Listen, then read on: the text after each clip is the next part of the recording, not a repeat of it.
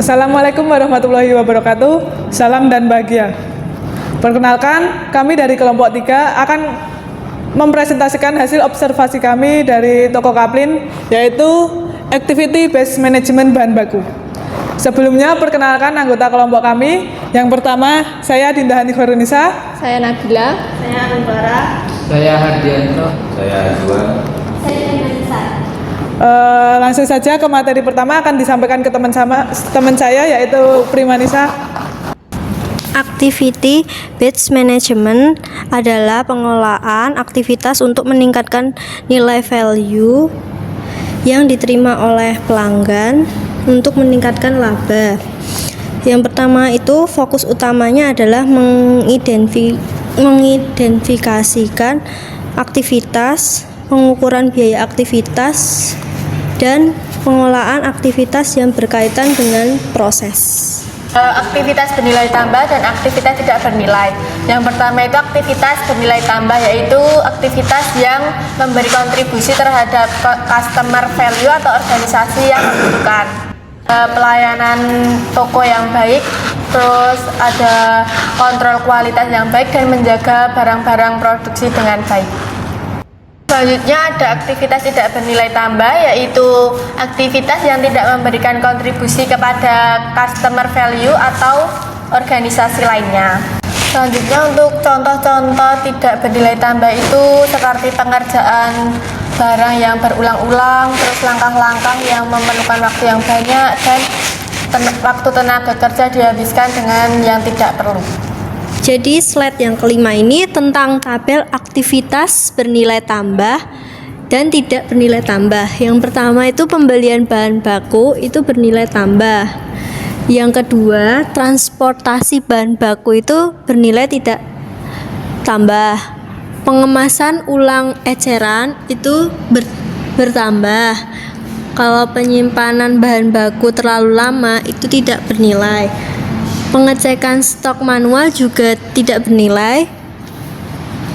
Penataan rak dan display itu bertambah. Tetapi pembelian barang rusak hingga penggunaan catatan manual, pengambilan ulang karena salah simpan itu tidak bernilai tambah. Materi selanjutnya ada manfaat pemisahan aktivitas bernilai tambah dan tidak bernilai tambah. Itu ada 3. Yang pertama ada memusatkan perhatian pada efisiensi, yaitu dengan mengetahui aktivitas mana yang tidak memberikan nilai tambah. Manajemen sendiri dapat berfokus untuk mengurangi pemborosan operasional. Yang kedua ada meningkatkan efektivitas pengambilan keputusan. Ini yaitu untuk membantu pemilik toko Kaplin sendiri mengambil keputusan yang tepat. Yang ketiga ada mendorong peningkatan layanan pelanggan. Dengan mengoptimalkan aktivitas bernilai tambah, toko sendiri dapat meningkatkan kenyamanan pelanggan dan daya saingnya. Jadi di sini ada dampak ABM terhadap pengambilan keputusan. Nah, di sini tuh ada tabel dengan estimasi biaya aktivitas dengan metode Activity Based Management. Untuk yang pertama itu ada pengemasan ulang. Nah, kita itu butuh 12 jam per bulan dengan tarifnya itu 3.263 dan menghasilkan total biaya 39.156. Nah, kenapa bisa dapat 39.156 rupiah? Karena didapatkan dari hasil kali jumlah jam per bulan dengan tarif per jamnya. Kemudian yang kedua itu ada penataan display. Nah, ini tuh cukup besar ya biayanya karena jumlah jam per bulannya itu 24 dan dengan tarifnya itu sama kayak yang pengemasan ulang, dan total biayanya itu 78.312 rupiah. Untuk kenapa bisa dapat gitu, rumusnya tuh sama kayak yang pengemasan ulang. Jadi dikali 24 dikali dengan 3.263 rupiah. Kemudian yang penyimpanan dan pencatatan stok. Untuk yang penyimpanan ini tuh sama kayak yang pengemasan ulang. Kemudian yang pencatatan stok ini tuh lebih rendah karena tarif per jamnya itu 2.604 dan total biayanya itu ada Rp26.104. Jadi kalau dijumlahin dari pengemasan ulang, penataan display, penyimpanan dan pencatatan stok itu menghasilkan total biaya aktivitas Rp182.728. Dengan pendekatan metode activity based management, kita nggak cuma asal ambil keputusan, tapi kita bisa lebih tepat sasaran dalam mengelola biaya karena tahu aktivitas mana yang membutuhkan perhatian lebih.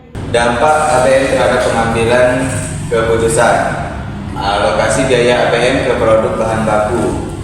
Berdasarkan proporsi biaya bahan baku masing-masing, yaitu produknya adalah beras, biaya APM yang dikenakan sebesar Rp46.194.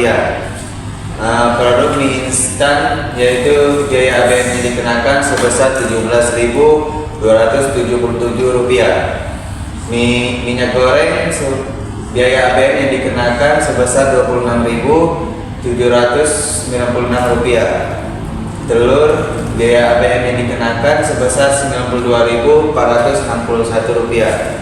Total semuanya yaitu biaya APM yang dikenakan sebesar Rp182.728. Kesimpulan dari presentasi kami, analisis aktivitas based management di toko Caplin menunjukkan bahwa sebagian besar aktivitas seperti pencatatan manual dan penyimpanan stok tergolong tidak bernilai tambah dan menyumbang biaya hingga Rp65.260.000 per bulan. Sebaliknya, aktivitas bernilai tambah seperti pengemasan ulang dan penataan produk yang total biayanya Rp117.468.000 justru berkontribusi langsung pada nilai produk.